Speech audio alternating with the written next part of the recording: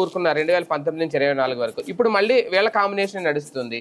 ఇప్పుడున్న పరిస్థితుల్లో నిజంగా కేంద్రం అలాంటి డెసిషన్ తీసుకుంటే, నిజంగా డిమానిటైజేషన్ అనేది మళ్ళీ ఇప్పుడు జరిగితే, అది అటు ఇటు 2 ప్రభుత్వాల మీద ఎఫెక్ట్ అవుతుందా, కలిసి వస్తుందా? అంటే డిమానిటైజేషన్ ఏమీ ఉండదు ఇక్కడ.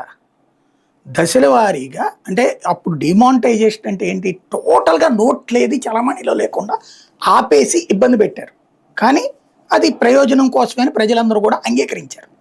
క్యూ లైన్లో నుంచి 500 1000 తీసేసి తాత్కాలిక పరిష్కారంగా 2000 పెట్టారు. అది దశల వారీగా తీసేశారు కదా, ఇది డిమానిటైజేషనే.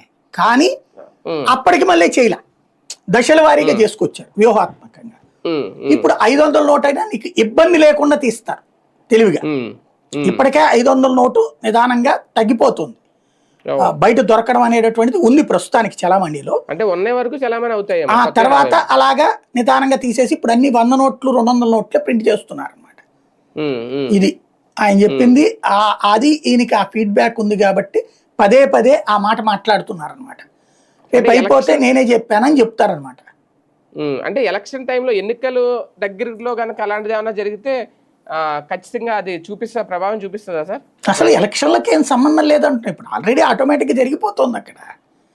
అప్పుడు ఇంకా నిషేధాలు అని అనౌన్స్మెంట్లు ఏమి ఉండవు, దశల వారీగా నోట్ల పక్కకి వెళ్ళిపోతాయి.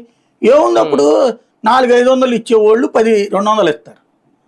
ఇందులో ఏం మార్పు పడదు. కాకపోతే ఆయన అమాయకత్వం కాదు, క్యారీయింగ్ ప్రాబ్లం అవుతుంది కదా, చిన్న నోట్లు ఎక్కువ ఉంటే కదా. ఏమైంది ప్రాబ్లం? ఇప్పుడు 500 నోట్లు మాత్రం క్యారీయింగ్ ప్రాబ్లం కదా. ఏదో వరకు 2000 నోటు ఒకటి ఎత్త అయిపోయా, ఇప్పుడు ఇది ఇస్తారు.